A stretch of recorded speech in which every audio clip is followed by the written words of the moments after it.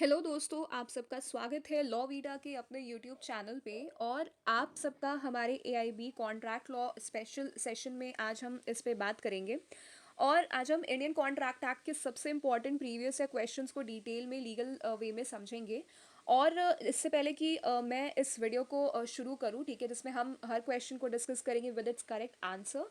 उससे पहले मैं आपको एक इम्पॉर्टेंट अनाउंसमेंट देना चाहती हूँ कि हमने एआईबी के सारे सब्जेक्ट्स के पीडीएफ पीवाईक्यूज का कंप्लीट सेट जो है वो प्रिपेयर किया है, जो कि सब्जेक्ट वाइज अरेंज्ड है विद द करेक्ट आंसर की पीडीएफ्स ऑल्सो, ताकि आप सिस्टमेटिक तरीके से जो है अपनी इस एआईबी के प्रिपरेशन को कर सके। ये अपकमिंग एआईबी 20 एग्जाम के लिए एज वेल एज आगे आने वाले फ्यूचर एआईबी एग्जाम्स के लिए भी यूजफुल होंगे। और अगर आप इस पूरे एआईबी पीवाईक्यू सेट को परचेज करना चाहते हैं तो आप हमें कांटेक्ट कर सकते हैं on Instagram as well as email, जिसके डिटेल्स आपके वीडियो के ऊपर डिस्प्ले कर दी जाएंगी। ठीक है, सो अब चलिए शुरू करते हैं, कॉन्ट्रैक्ट एक्ट के क्वेश्चंस का एनालिसिस करते हैं। So the very first question is from AIB 19 of 2024, जो कि पूछता है कि एक अग्रीमेंट जो एनफोर्सिएबल नहीं है लॉ के द्वारा वो वॉइड होता है, लेकिन वो वॉइड किस सेक्शन में होता है कॉन्ट्रैक्ट एक्ट के। तो इसमें सबसे पहला ऑप्शन जो है वो है सेक्शन 2D। तो ये जो है कंसिडरेशन डिफाइन करता है, ठीक है, समथिंग इन रिटर्न। तो इस ये ऑप्शन गलत है। Then we have section 2E, तो ये अग्रीमेंट को डिफाइन करता है। Then we have section 2F, ये जो है रेसिप्रोकल प्रोमिसेस डिफाइन करता है। And then we have section 2G, तो ये जो सेक्शन है वही क्लियरली कहता है कि an agreement not enforceable by law जो है वो that is word. So the correct option is option number D. ठीक है, देन नेक्स्ट क्वेश्चन इज कि the concept of invalid guarantee is covered under which section. So ये covered है under section 142 से लेकर के सेक्शन 146 तक। सो the correct option is option number ए। ठीक है, जो गारंटी के इनवैलिडिटी के ग्राउंड्स जो है वो यहीं पे कवर है। सेक्शन 142 मिस रिप्रेजेंटेशन की बात करता है, वहीं 143 जो है कंसीलमेंट, और जो 144 से 146 तक के सेक्शन है वो बात करते हैं फेलियर ऑफ कंसिडरेशन की। वहीं जो 142 से 144 वाला ऑप्शन है वो एक इनकम्प्लीट रेंज है, इसलिए गलत हो जाएगा ऑप्शन। 143 से 147 जो है वो भी गलत पॉइंट से स्टार्ट हो रहा है, इसलिए भी ये ऑप्शन भी गलत हो जाएगा, बिकॉज 142 जो है वो एक मेजर ग्राउंड है इनवैलिड गारंटी का। एंड 140 से लेकर के 143 तक जो कि मोस्टली इंडेमनिटी और राइट्स ऑफ श्योरिटी से रिलेटेड है, ना कि इनवैलिड गारंटी से। So the correct option is option number A. Then next is की कॉन्ट्रैक्ट एक्ट का कौन सा सेक्शन ये डिफाइन करता है कि a proposal may be revoked at any time before the communication of its acceptance is complete as against the proposer, but not afterwards. So the correct option is option number A, that is section 5। वहीं जो section 4 है वो communication के rules जो है वो define करता है, ना कि रिवोकेशन के। एंड सेक्शन 6 जो है वो मोड्स ऑफ रिवोकेशन बताता है, ठीक है, एग्जांपल नोटिस ऑफ रिवोकेशन या फिर lapse of time etcetera. And जो सेक्शन 7 है वो acceptance must be absolute and unqualified, इस बारे में बात करता है। Then the next question is कि which of the following is not a fraud as per the Indian contract act 1872। इनमें से फ्रॉड क्या नहीं होता है। सो इनमें से जो पहला ऑप्शन है that is a promise made without intention of performing it. ठीक है, promise without intention to perform, ये फ्रॉड है बिकॉज यहाँ पे फॉल्स इंटेंशन है। Then second is an active concealment of fact by one having knowledge of the fact. ठीक है, तो ये भी फ्रॉड है under section 17।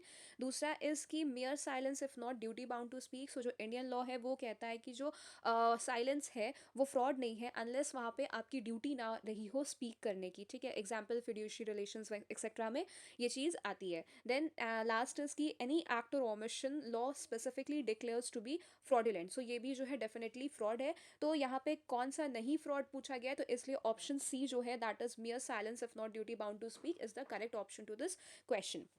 Then next is कि extrapolation है in a bond for payment of compound interest on failure to pay simple interest at the same rate as was payable upon the principal is not a penalty within the meaning of which of the following provision of the Indian Contract Act 1872. So this is entirely an it's entirely a bare act based question. So the correct option is section 74।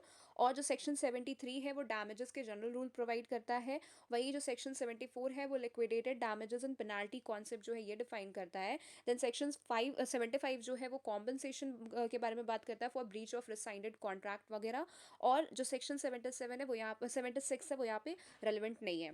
Then next is की in which of the following cases it was decided that the contract with a minor is void. So this is a very easy question and the correct option is Mohri Bibi versus Dharmodas Ghosh का केस. Option C is the correct answer to this. ठीक है, और बाकी जो भी cases यहाँ पे मेंशन्ड है वो रिलेटेड नहीं है माइनस से. So the correct option is option C. अब एक प्रॉब्लम बेस्ड क्वेश्चन है जिसमें है कि ए बी जो है वो प्रोपराइटर है न्यूज़पेपर का, और उसने ए के रिक्वेस्ट पे एक लाइबल जो है वो पब्लिश कर दिया था सी के लिए उस पेपर में.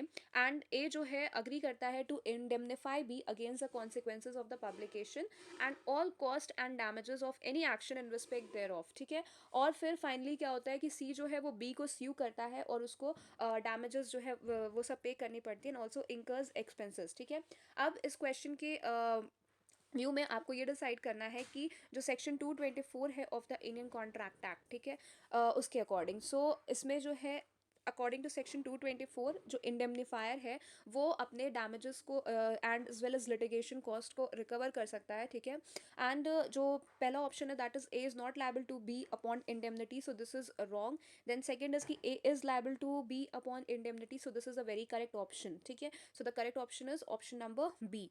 देन नेक्स्ट इज की person named by agent to act for principal, उसको हम क्या कहते हैं, तो उसको हम सब्स्टिट्यूटेड एजेंट कहते हैं. ठीक है, सब्स्टिट्यूटेड एजेंट जो है वो अपॉइंट किया जाता है विद द प्रिंसिपल्स अथॉरिटी. वही जो सब एजेंट होते हैं वो वर्क करते हैं जो ओरिजिनल एजेंट होते हैं उनके अंडर में, और जो एजेंट होते हैं वो ओरिजिनल पर्सन होते हैं जिसको डायरेक्टली प्रिंसिपल जो है वो अपॉइंट करता है. और प्रोक्योर्ड एजेंट जैसा कोई भी लीगल टर्म जो है वो नहीं है, इसलिए the correct option is option number B.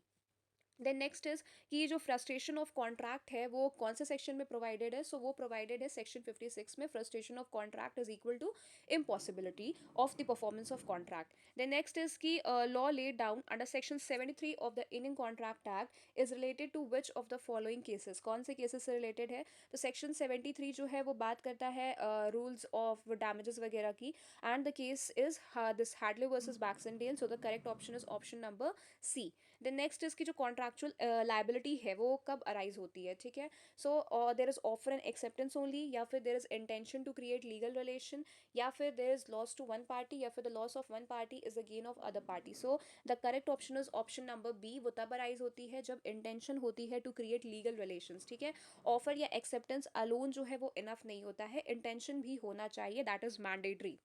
Then next is की एक्स वाई जी जो है वो जॉइंटली प्रॉमिस करते हैं ए को कि वो उसको 50,000 का अमाउंट जो है वो पे करेंगे, and subsequently X and Y become untraceable. ठीक है, अब क्या ये जो ए है वो जी को कंपेल कर सकता है according to the Indian contract act to pay that particular amount. ठीक है, सो जो ऑप्शंस है वो है कि A can under section 43 para 1. Then next is A can under section 49 para 1, या फिर A can not and will have to wait till X और X and Y become traceable, या फिर लास्ट इज की G can be compelled only for 1/3. So the correct option is option number ए, कि वो उसको liable like compel कर सकता है अंडर सेक्शन 43 पैरा 1. यहाँ पे जॉइंट लाइबिलिटी है, दैट इज प्रोमिसी जो है वो कंपेल कर सकता है किसी भी जॉइंट प्रोमिसर को. ठीक है, चाहे जितने भी उनमें से किसी एक को भी वो लाइबल कर सकता है, कंपेल कर सकता है. ठीक है, देन जो सेक्शन 49 है वो पेमेंट रूल्स के बारे में बात करता है, ना कि जॉइंट लाइबिलिटी के. देन नेक्स्ट इज की जो डिलीवरी ऑफ गुड्स है फॉर सम पर्पज. ठीक है, delivery of goods by one person to another for some purpose upon a contract that they shall when the purpose is accomplished be returned और disposed of according to the directions of the person delivering them. इस process को हम क्या कहते हैं, तो इस process को हम बेलमेंट कहते हैं. ठीक है, so option B is the correct answer. Agency में रिप्रेजेंटेशन होता है, वहीं जो गारंटी है उसमें फाइनेंशियल सिक्योरिटी जैसी चीज आती है, एंड कंटिजेंसी जो है वो कंडीशनल कॉन्ट्रैक्ट वगैरह से रिलेटेड है. So the correct option is option number B. Then next question is की इंडेमनिटी कहाँ डिफाइंड है इंडियन कॉन्ट्रैक्ट एक्ट में, सो वो डिफाइंड है under section 124 of the Indian contract Act. So option A is the correct answer. Then next is की contract की definition कहाँ provided है, so this is very easy, it is provided under section 2H of the Indian contract act 1872. So option B जो है वो correct option है. तो contract को उसने डिफाइन किया है as an agreement enforceable by law. Then next is कि सेक्शन 70 जो है वो कौन से प्रिंसिपल के बारे में बात करता है। सो वो बात करता है क्वांटम मेरिट के बारे में। ऑप्शन सी जो है वो करेक्ट ऑप्शन है, ठीक है। Non gratuitous act plus benefit enjoyed का कॉम्पनसेशन आपको देना होगा, तो इस चीज़ के बारे में वो बात करता है। नेक्स्ट इज़ कि अग्रीमेंट क्या होता है। तो अग्रीमेंट एक प्रॉमिस होता है या फिर कुछ प्रोमिस का सेट होता है जो कि फॉर्म करता है consideration to each other. So option A जो है वो करेक्ट ऑप्शन है यहाँ पे। नेक्स्ट इज कि which one of the following sentences is correctly match, ठीक है। तो इसमें से सबसे पहला इज कि in India consideration must follow from promise only. Promise it is like promisor only और प्रॉमिसी ओनली, ठीक है। So this is wrong. Then next is कि in India consideration must follow from only promisor और only promisee. So this is also wrong, ठीक है। Then in India consideration must follow from promisor और any other person. So this is correct because Indian law में एक wider rule हम follow करते हैं in contrast to that which is followed in England. Okay, so option C is the correct answer कि India में consideration चाहे promisor के side से चाहे किसी भी अदर पर्सन के साइड से आ सकता है। Then next question is assertion and reasoning based question. So assertion says कि collateral transaction to wagering are valid and उसका रीजन इज कि only wagering agreements are declared void under section 30 of the Indian Contract Act, ठीक है। अब क्या correct option है। तो यहाँ पे जो असर्शन है एज वेल एज जो रीजनिंग है वो दोनों ही ट्रू है, और जो रीजनिंग है वो करेक्टली एक्सप्लेन करता है ए को, इसलिए जो ऑप्शन नंबर डी है वो सही ऑप्शन होगा इस पर्टिकुलर क्वेश्चन का। देन नेक्स्ट क्वेश्चन इज कि माइनर्स कॉन्ट्रैक्ट का रिलेटेड कौन सा ट्रू स्टेटमेंट है। सो पहला ऑप्शन इज कि जो माइनर का कॉन्ट्रैक्ट है उसको रेटिफाई किया जा सकता है on attaining majority. So this is wrong. Then second is minors contract can not be ratified on attaining majority. So this is correct. Then minors contract can be ratified jointly by both the parties to the contract. So this is also wrong. And it is last ki minor is not liable under minors contract. So this is also correct. So the correct option is option number B, that is second और fourth statement दोनों ही correct है with regard to the minors contract. फिर AIB 13 में as well as 12 में contract से related कुछ भी question नहीं पूछे गए थे. So now we will deal with AIB 11th. So पहला question is कि which of the following is not an essential of a contract of guarantee, ठीक है। तो इसमें concurrence of three parties ये essential element है। sureties distinct promise to be answerable ये भी है, ठीक है। then liabilities to be legally enforceable ये भी है। then existence of only one contract ये essential नहीं है। so option D जो है वो correct option होता है। नेक्स्ट इज कि द टर्म एजेंट वो कौन से सेक्शन में डिफाइन किया गया है इंडियन कॉन्ट्रैक्ट एक्ट के। सो वो डिफाइन किया गया है under section 182। So option C is the correct answer. Then next is कि उस पर्सन को हम क्या कहते हैं जो कि गारंटी देता है। सो उस पर्सन को हम श्योरिटी कहते हैं। सो ऑप्शन डी जो है that is the correct answer. Then next is कि a contract can be specifically enforced कब when where compensation is adequate relief for the non-performance of the contract. So this is wrong. Where the contract by its nature is determinable, this is also wrong. Where it involves the performance of continuous duty which the court cannot supervise, this is also wrong. So the correct option is none of the above, option number D, because specific performance जो है that cannot be given when compensation adequate or nor when contract is determinable nor when constant supervision is required, ठीक है। Then next is की contract of indemnity under the Indian contract act 1872 को कौन से section में define किया गया है। So again this question has been repeated and it is section 124. So option number A is the correct answer. So with this we have discussed all the important question related to this AIB examination, all the PYQs. And I hope कि आपकी मतलब आपको ये session अच्छा लगा होगा और आपको इससे कुछ ना कुछ बेनिफिट मिला होगा, ठीक है। ये पूरा ही कॉन्ट्रैक्ट एक्ट का हमने डिटेल लेक्चर ले लिया। अब हम अगली वीडियो में किसी अगले लाइक अदर सब्जेक्ट के बारे में बात करेंगे, ठीक है। और एक बार फिर अगर आप AIB के complete subject wise PYQs plus answer keys वगैरह लेना चाहते हैं तो आप Instagram as well as email पे कांटेक्ट कर सकते हैं, ठीक है। For that thank you so much and then मिलते हैं नेक्स्ट सेशन में। Bye bye.